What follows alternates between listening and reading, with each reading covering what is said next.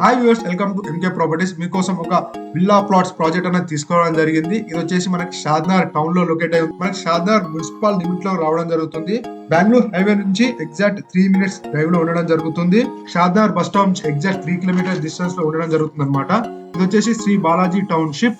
Overall గా మనకి 46 acres villa plots project అనమాట. DTCP and RERA approved project, ready to construction అన్నమాట.